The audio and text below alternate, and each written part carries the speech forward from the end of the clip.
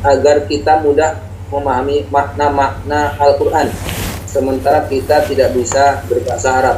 Ini pertanyaan pertama dari Ustaz. Betul, Ustaz? Baik,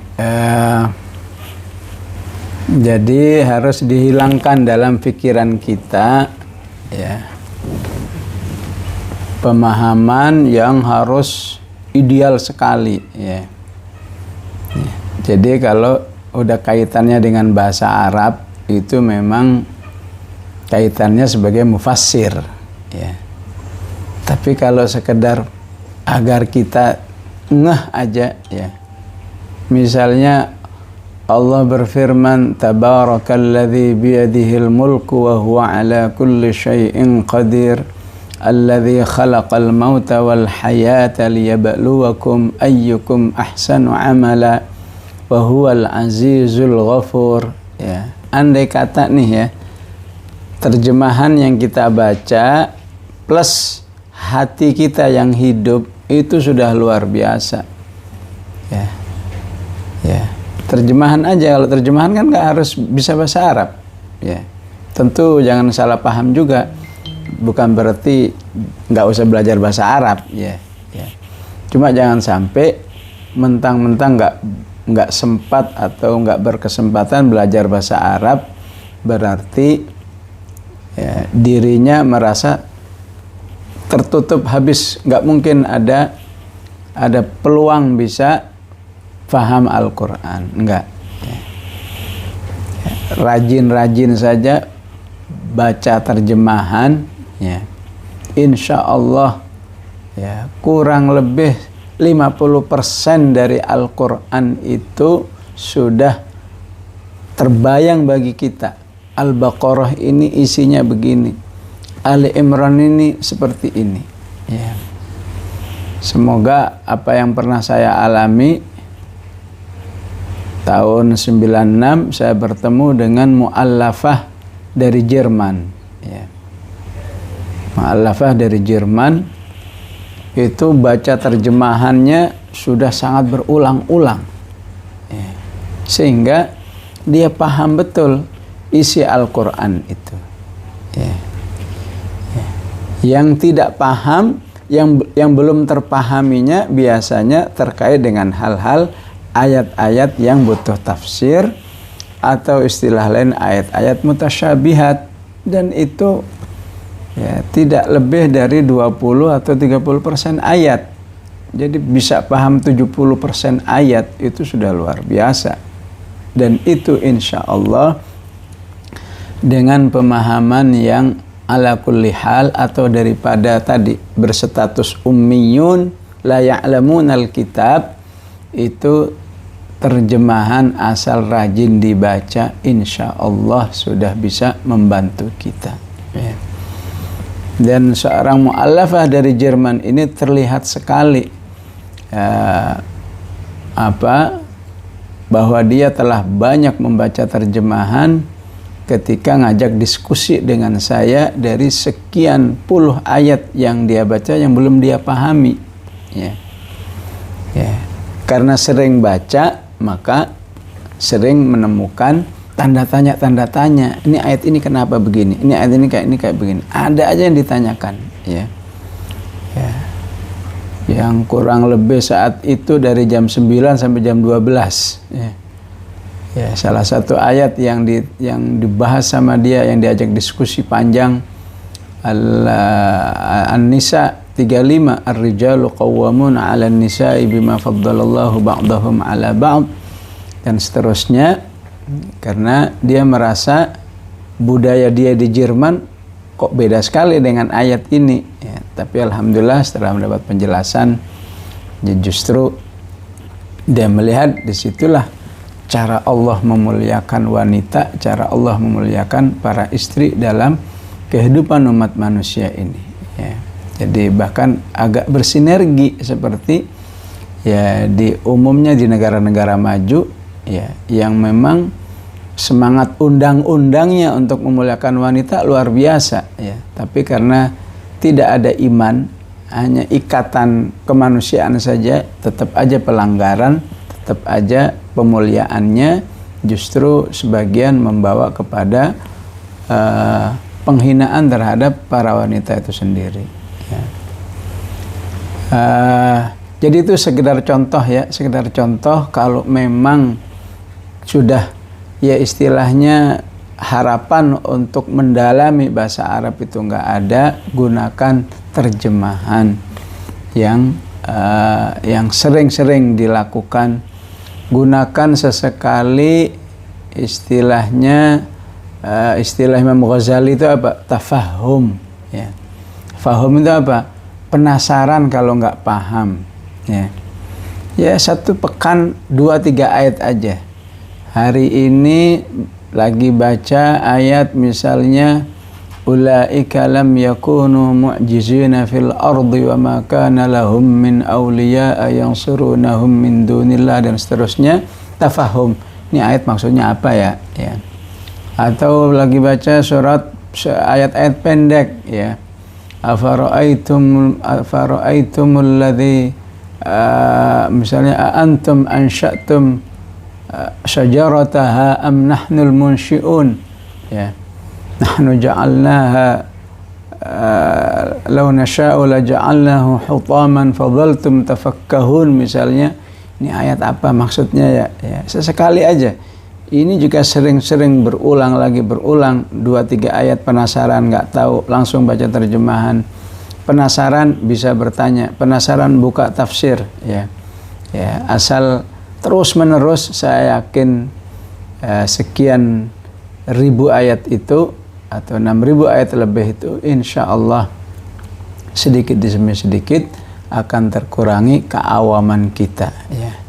Begitulah pentingnya kita menyadarkan diri kita ya harus faham terhadap Al-Quran, karena kefahaman itu salah satu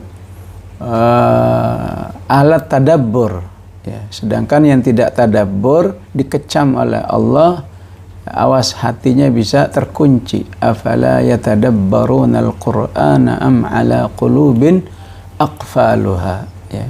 Padahal satu modal sudah kita miliki, apa misalnya hati yang lembut ya. Ya. Hampir bisa dipastikan ya, mereka yang rajin membaca dan tidak rajin membaca kelembutan hatinya berbeda ya.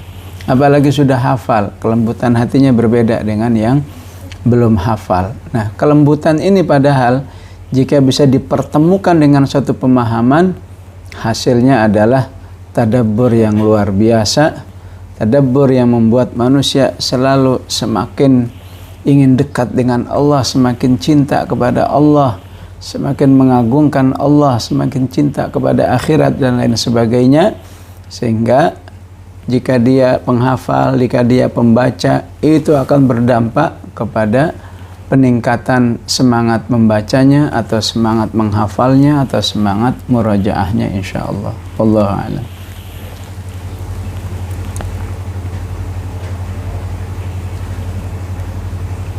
Silahkan lanjut.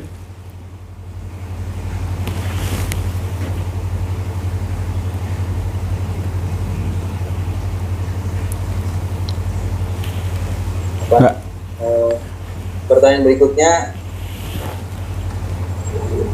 ada masih banyak pertanyaan Ustaz. Ini saya ambilkan beberapa yang ini saja. Maksimal 2 lagi aja dah. Ya? Maksimal 2. Oh 2 ya? Iya. Masih 2 ya. Baik, Anda pilihkan beberapa pertanyaan yang ini.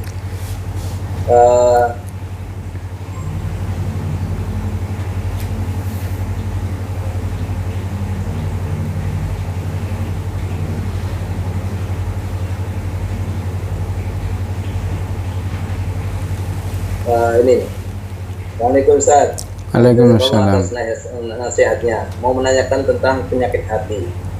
Itu kondisi hati yang mudah berpaling ke kemaksiatan, namun cepat sekali terbawa khusyuk apabila menerima tauhid. Bagaimana mengobatinya Ustaz? Jadi ya kelihatannya aneh juga ya, suka maksiat tapi begitu diajak khusyuk cepat khusyuk ya. Ya, jadi nggak sehatnya khusyuknya berarti temporal. Ya, khusyuknya ya tempo-tempo aja, sesekali aja. Padahal yang diinginkan adalah ya khusyuk untuk kondisi yang permanen. Ya. Rasulullah punya doa yang sangat banyak dipanjatkan memang adalah berilah kami rasa takut kepadamu ya Allah yang membuat kami senantiasa jauh atau khawatir terhadap dampak kemaksiatan. Jadi utamanya banyak minta tolong aja kepada Allah. Allahumma qsim lana min khasyatika ma tahulu bihi bainana wa baina ma'siyatik. Ya. Doa ini aslinya doa kafaratul majlis, doa penutup majlis, tapi melihat artinya yang luar biasa, para ulama menjadikannya ya doa segala kondisi, wabil khusus doa khatmul Quran. Jadi kalau ingin tahu doa ini silahkan buka di mushafnya, di belakangnya doa khatmul Quran selalu ada doa ini. Allahumma qsim lana min khasyatika ma tahulu bihi bainana wa baina ma'siyatik. Ya Allah, berilah kami rasa takut kepadamu yang membuat kami takut bermaksiat. Doanya Ashabul Kahfi cukup membantu agar kita senantiasa dalam ketaatan. Rabbana atina min ladunka rahmah wa hayyi lana min amrina rasyada. Begitu juga doa menjaga kondisi hati agar selalu istiqamah. Rabbana la tuzigh qulubana ba'da idh hadaitana. Begitu juga ya muqallibal qulub tsabbit qalbi ala dinik. Jangan henti-henti, yang pernah berhenti minta tolong kepada Allah. Yang kedua harus terus tambah ilmunya. Kita harus selalu mewaspadai tiap kekurangan kita. Jangan-jangan saya kurang ilmu. Jangan-jangan saya kurang ilmu. Karena dalam banyak ayat Allah selalu menjadikan ilmu itu alat yang luar biasa untuk membimbing manusia menuju jalan hidayah.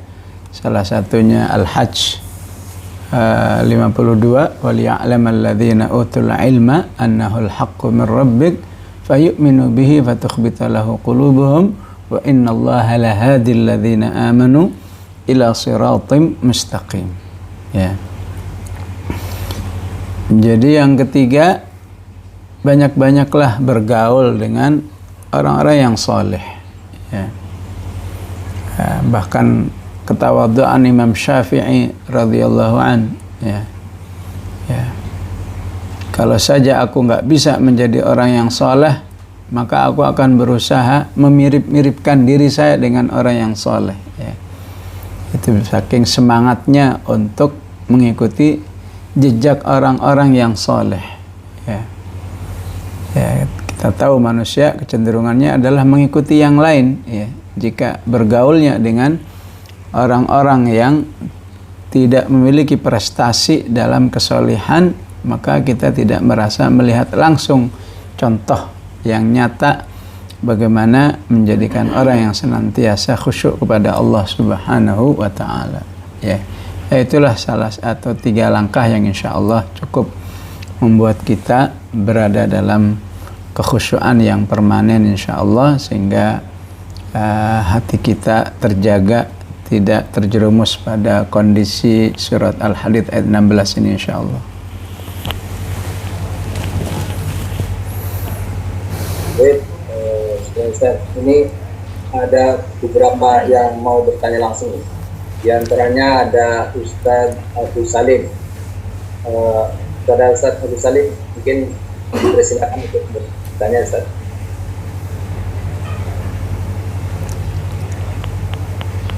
Halo Ustaz. Waalaikumsalam, ahlan Syekh.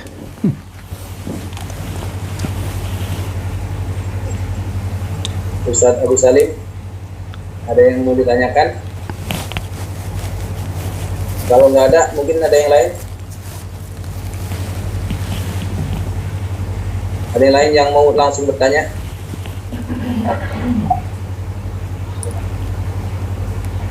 Kalau nggak ada, saya bacakan satu pertanyaan lagi ya. Ya, silakan satu aja. Satu pertanyaan lagi. Ini ada yang bertanya Ustaz. Assalamualaikum. Waalaikumsalam. Izin bertanya, apakah bacaan Al-Quran itu harus memiliki ijazah yang bersanad? Lalu apa hukumnya kalau kita belum punya? Apakah pahalanya tidak sempurna? Demikian Ustaz. Baik, bismillahirrahmanirrahim.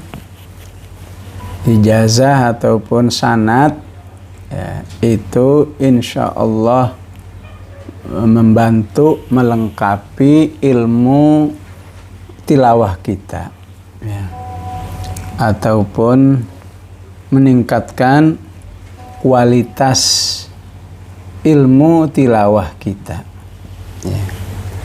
Maka jika peluangnya ada ya, tentu alangkah baiknya setiap orang beriman melaksanakan proses mendapat ijazah atau sanad ya. Tentu sanad atau ijazah yang betul-betul bisa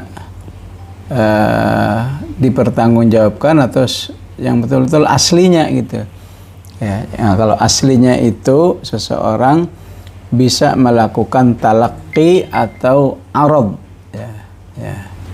Talaqi itu gurunya membaca, dia mengikuti ya. Arad dia membaca sama gurunya diarahkan, ini sudah betul, ini kurang ini kurang itu ya. Itu baru namanya pengambilan sanad yang asli, yang formal ya, ya. Nah, kadang-kadang yang terjadi juga ada istilahnya sanad tabarrukan ya. Sanad yang penting ambil barokah ya. Seseorang suruh baca Al-Fatihah, setelah baca Al-Fatihah dia katakan, udah kamu saya kasih sanad ya. Itu namanya sanad tabarrukan, sanad cuma ngambil berkah saja bahwa dia pernah bertemu dengan seorang syekh qari ya, bukan ya. Namun dalam kondisi di mana ya, kita memiliki banyak keterbatasan karena ya aslinya dalam kondisi seperti ini negaralah yang mempersiapkan ya, di setiap mungkin RT ya, di setiap RT itu ada guru tilawah yang hafidh, yang ahli baca Quran, seterusnya nongkrong menerima setiap warga ya. Ya. Sementara sekarang kita tidak ada seperti itu, maka kita juga harus yakin selama kita belajar dari orang yang benar bacaannya ya, bersanad langsung atau tidak, maka kita harus yakin bahwa insya Allah bacaan saya tidak termasuk bacaan yang ngarang-ngarang sendiri ya. Ya, ini memang cukup meresahkan ya, karena lagi banyak di sana sini ya pelatihan sanad, sehingga membuat yang nggak bersanad ini jadi kacau pikirannya, jadi galau, gimana ini bacaan saya ini, jadi enggak ya. Menurut saya selama dia dulu belajarnya kepada guru yang sudah insya Allah sahih bacaannya ya, atau guru yang sudah bersanad, atau guru yang juga tidak bersanad langsung ya, ya, dan sudah dan bacaannya semua bisa dirujuk dengan literatur yang ada ya, maka kita harus yakin dengan bacaan kita. Insya Allah tidak ada yang sesat, insya Allah tidak ada yang menyimpang ya. Jadi jangan sampai cuma gara-gara kita tidak melakukan serah terima sebuah sanad dengan seseorang, kemudian orang itu dianggap apakah bacaannya diragukan, apalagi menyimpang, apalagi nggak berkualitas dan seterusnya. Ini yang harus dihindari ya. Ya. Jadi perbedaannya ya, bagi yang bersanad langsung ya berarti dia diuntungkan oleh peluang ya, di mana dia mendapat sebuah ilmu bacaan Al-Quran yang tertuang silsilahnya, ya, dari A ke B, dari C ke E, terus sampai Rasulullah SAW. Yang nggak berpeluang bertemu dengan musnid, istilahnya guru yang bersanad, ya, bedanya dia tidak tertuang dalam sebuah urutan para guru-guru yang ada, ya. Padahal kalau itu sudah benar, sudah sekualitas bersanad, ya udah selesai, ya, nggak usah bingung lagi, nggak usah galau lagi, ya. Karena di zaman seperti ini ada juga tidak sedikit saya dapatkan, ya, bersanadnya lebih sanad formalitas, bukan sanad yang sesungguhnya, ya. Katanya sudah bersanad, begitu saya dengar bacaannya jauh sekali dari kualitas sanad, ya. Bahkan katanya sudah belajar sanadnya dari Yordan, ada yang mengatakan saya sampai punya sanad 3, tapi bacaannya sama sekali tidak menunjukkan yang bersanad. Itulah yang sanad-sanad yang saya tadi maksud, sanad sekedar tabarrukan, ya, sanad pelatihan.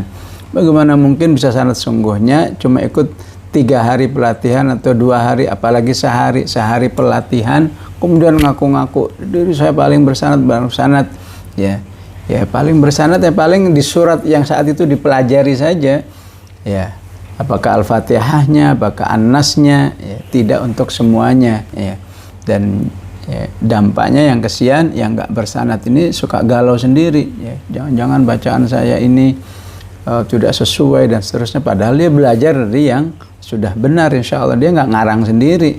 Ketika dia katakan ini dibaca 5 harokat, ini dibaca 2 harokat, dia nggak ada yang ngarang sendiri, ada yang membimbingnya. Itu sudah cukup, insya Allah, bahwa bacaan dia insya Allah sahih. Wallahu a'lam. Alhamdulillah Ustaz Abdul Aziz Abdul Al-Hafidh yang telah memberikan tauhid panjang lebar untuk kita semuanya. Walaupun beliau dalam kondisi kurang sehat, tetapi beliau menyempatkan dulu untuk memberikan tauhid. Mudah-mudahan keberkahan Allah Subhanahu wa taala berlimpah kepada Ustaz. Allah menyembuhkan Ustaz Abdul Aziz dan memberikan kesehatan. Demikian juga untuk kita semuanya.